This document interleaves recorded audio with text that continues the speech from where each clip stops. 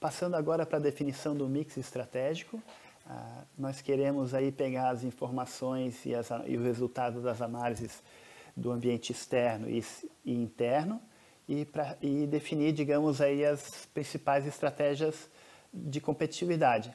Aqui nós estamos listando 4 estratégias: a estratégia de competitividade, estratégia de produto de mercado, estratégia de utilização dos meios, e a estratégia de políticas e negócio de gestão.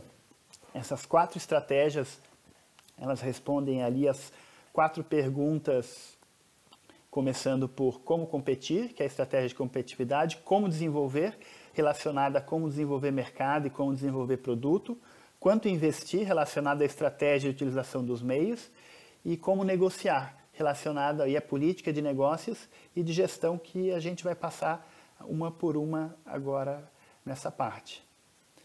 A primeira parte, então, a primeira estratégia dessa lista é referente à pergunta como competir, em que a gente basicamente quer decidir se a empresa vai trabalhar por liderança de custos ou por diferenciação, sendo que qualquer uma dessas duas ainda pode ter uma variante que é um determinado foco no mercado, como a gente vai ver daqui a pouco de uma forma melhor.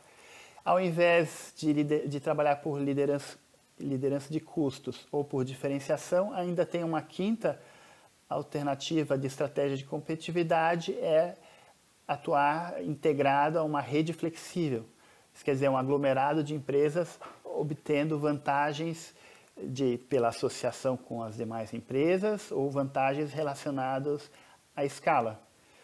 Depois eu comento um pouco mais sobre essa estratégia de competitividade. Então, a escolha entre liderança de custos e diferenciação está bastante relacionado entre decidir pelo nível de valor agregado e o volume de mercado que se pretende atingir.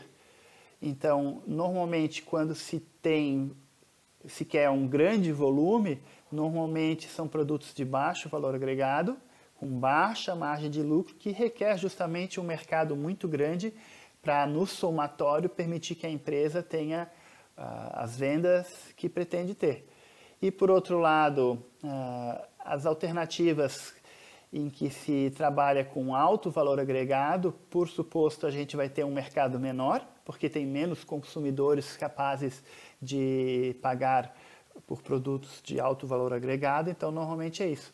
A gente tem uma menor fatia para produtos com maior valor agregado, que por consequência devem ter uma maior margem de lucro, e para produtos que são vendidos em massa, a gente tem condições de praticar uma baixa margem de lucro e espera garantir o lucro da empresa através do grande volume de vendas. As estratégias de foco, né, que são, digamos, variantes tanto da diferenciação quanto da liderança de custos, seriam formas de você continuar trabalhando com uma liderança de custos ou diferenciação, só que atendendo um determinado segmento ou nicho de mercado através da especialização. Essa especialização, por exemplo, pode ser logística, então eu vou criar um canal de distribuição específico para determinado nicho de mercado, e isso vai me permitir uma vantagem competitiva. Ou, por exemplo, eu vou atender uma determinada região que não é atendida pela oferta comum dos produtos, ou vou fazer modificações na característica do produto para atender determinado nicho ou segmento de mercado, ou ainda vou fazer um atendimento com dedicação, ou com exclusividade, ou com alguma outra característica, seja de comunicação, seja de valores, que sejam importantes para eu me colocar no mercado. Esse exemplo aqui da fábrica de tintas é um exemplo tirado do nosso livro-texto, né, do professor Casarotto, em que o exemplo de liderança de custos se dá pela produção de tinta látex residencial, que é justamente um exemplo em que é necessário obter um mercado muito grande, e esse mercado vai ser disputado com os concorrentes através do preço. Então, para atingir um mercado muito grande, normalmente esse tipo de empreendimento precisa ter estratégias agressivas de marketing, tanto do ponto de vista logístico, quanto do ponto de vista de promoção. E então, por isso que, se a gente for ver aí no mercado de tintas, é comum a gente ver grandes anúncios, por exemplo, em programa de auditório, de reformas de casas, que são patrocinados por marcas de tintas.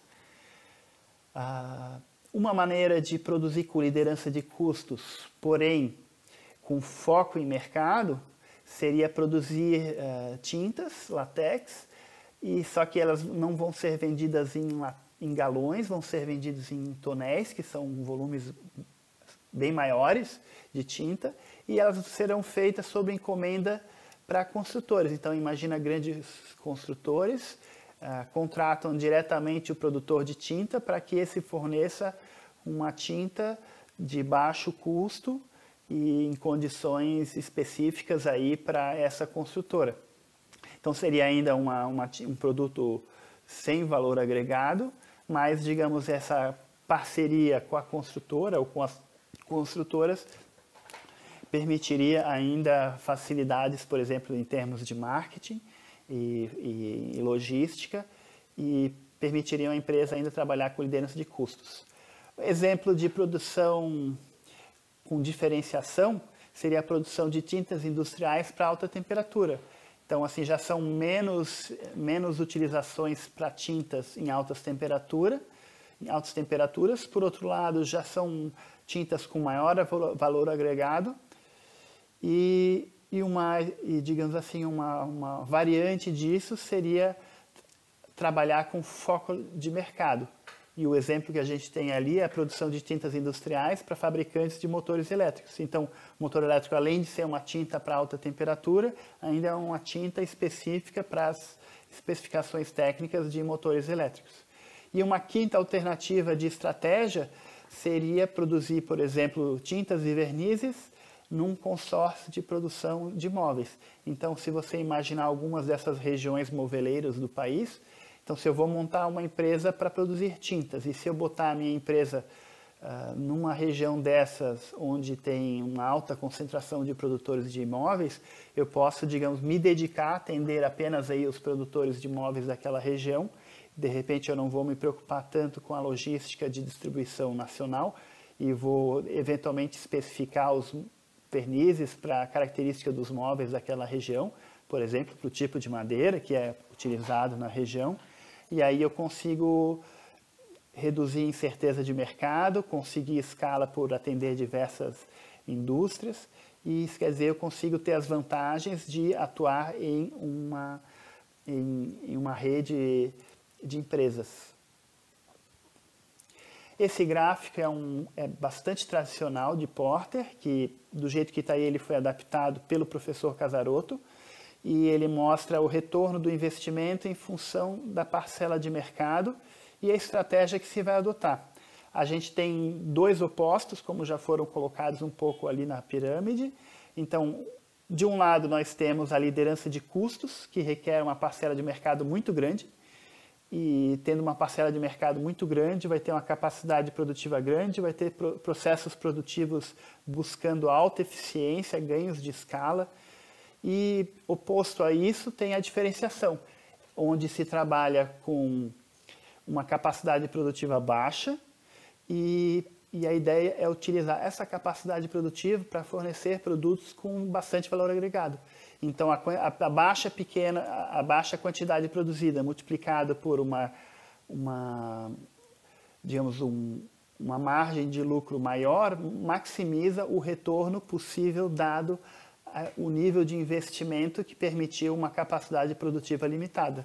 Então, se a gente for ver do ponto de vista financeiro, então, ou a empresa tem uma grande capacidade financeira e investe em uma capacidade produtiva enorme para atender um mercado muito grande através de liderança de custos, ou então ela tem uma capacidade financeira limitada, ela vai ter limitada a sua capacidade produtiva também, e para, digamos, tirar o melhor retorno daquela capacidade produtiva limitada, ela precisa tentar agregar valor aos seus produtos. E no meio disso está ali a alternativa de atuar em redes flexíveis, que a empresa ela eventualmente está dedicada a empresas de uma determinada rede de empresas e ela consegue ganhar escala, consegue ter as demais vantagens de se trabalhar em redes de empresa. Com relação ao desenvolvimento, as estratégias de desenvolvimento de produto e de mercado, a gente quer conseguir definir a estratégia ou o plano para garantir a participação desejada no mercado. Então, por exemplo, quanto a gente quer saber, a gente quer conseguir planejar como que vai ser a atuação da empresa com relação ao desenvolvimento de praças para comercializar o seu produto e qual que vai ser a estratégia da empresa em termos de lançamento de novos produtos. Essa matriz aqui permite a gente, matriz de mercado Ansoff, ela permite a gente visualizar de uma maneira bem interessante essas alternativas. Então, por um lado, a gente pode atuar ou no mercado atual ou corrente ou buscar novos mercados. A gente pode atuar com um produto único ou a gente pode lançar novos produtos, certo? Então, por exemplo, uma empresa ela pode estar decidida a aumentar a sua participação em uma determinada região, em uma determinada praça, então ela adotaria a estratégia de penetração. Por outro lado, se ela pretende ampliar as suas vendas buscando novos mercados, seria uma estratégia de desenvolvimento de mercado. Isso seria indicado, por exemplo, quando a quantidade de market share, né, o market share que a empresa pode ter numa região atingir o limite e daí para ela aumentar as suas vendas acaba sendo mais fácil ela ir para novos mercados buscar o market share que estaria disponível para um novo participante naquela praça. E de maneira, uma outra alternativa, como já foi dito, é o desenvolvimento de produtos. Então a empresa ela tem que bolar como é que ela vai fazer em relação ao lançamento de novos produtos. Então cada vez que ela lança um novo produto, aquele produto vai ter um potencial de desenvolvimento de mercado e à medida que ela vai lançando vários produtos, ela consegue aumentar as vendas dela, somando o market share de cada um dos produtos. Então, uma empresa ela pode atuar numa região, ela pode desenvolver outras regiões, outros mercados, ela pode atuar com um produto ou pode atuar lançando novos produtos e ampliando as suas vendas. Ou pode fazer essas duas coisas ao mesmo tempo, desenvolver mercados e lançar novos produtos. Isso seria uma estratégia de diversificação segundo a matriz produto, mercado de Ansoff. Aqui eu só queria ressaltar que esses novos produtos não significa inovação, significa o lançamento de novos produtos. Então, uma empresa, o fato da empresa lançar um produto já existente no mercado, mas que é novo para ela, aumenta o potencial de mercado dela. Então, essa é a ótica que a gente está vendo aqui. Então, além de eu trabalhar, digamos, no mercado convencional da minha empresa, eu posso trabalhar também em estratégias de verticalização e estratégias de horizontalização. A estratégia de verticalização seria, ao invés de você querer aumentar a sua fatia de mercado no mercado atual ou em outros mercados, ou lançando novos produtos, eventualmente a empresa pode passar a atuar em outros elos da cadeia produtiva que não atuava. Então, por exemplo, passando a produzir um componente que antes era comprado, passando a assumir uma etapa produtiva que antes era terceirizada, tanto no lado do fornecimento de insumos quanto na parte de distribuição e vendas. Então, por exemplo, uma empresa que fazia distribuição com uma empresa de transportes, eventualmente ela considera que é estratégico ela ter a frota de veículos de distribuição, verticalizando essa etapa. E já a estratégia de horizontalização já é o oposto a isso. É uma estratégia de você se concentrar em determinada etapa da cadeia produtiva, deixar de lado, digamos, deixar de lado outras etapas e daí naquela etapa focalizar os seus recursos e ter, por exemplo, uma capacidade produtiva maior. A estratégia com relação à utilização dos meios está relacionada em decidir como é que a empresa vai investir nos meios necessários para ela atingir o mercado que ela pretende atingir. Então, Isso está relacionado à capacidade produtiva, como é que ela vai fazer para dispor da capacidade produtiva, se ela vai adquirir bens, ou se ela vai alugar esses bens, ou se ela vai adquirir capacidade produtiva ou vai terceirizar parte das atividades.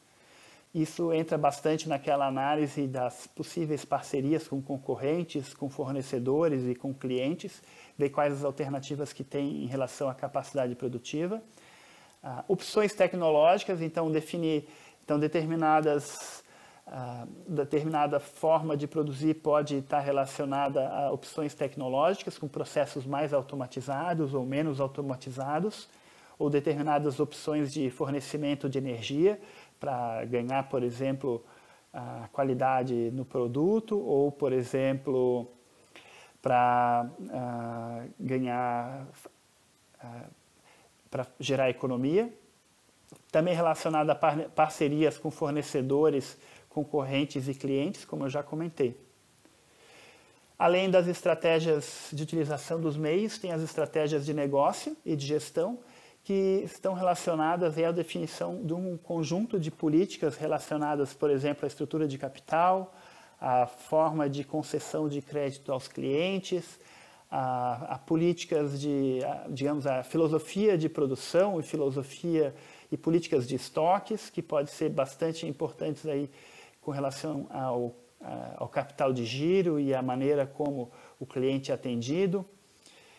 A definição dessas políticas, por um lado, elas podem ser exigência do mercado consumidor. Então, imagina que você definiu atender um determinado segmento de mercado, aquele segmento, em função da maneira como os concorrentes estão atuando, vai ter já um conjunto de exigências e você vai ter que fazer os seus negócios para atender a essas exigências do mercado. Ou, por outro lado, você verifica que os concorrentes não estão fazendo determinadas ações e você pode tentar fazer um ajuste fino na sua atuação, se diferenciando através de políticas de negócio e de gestão. Então, por exemplo, se uma empresa decide pagar um pouco melhor os seus funcionários, então, digamos, seria uma política de recursos humanos, ela poderia se diferenciar dos concorrentes, atendendo melhor os clientes pelo fato dos funcionários estarem melhor remunerados, certo?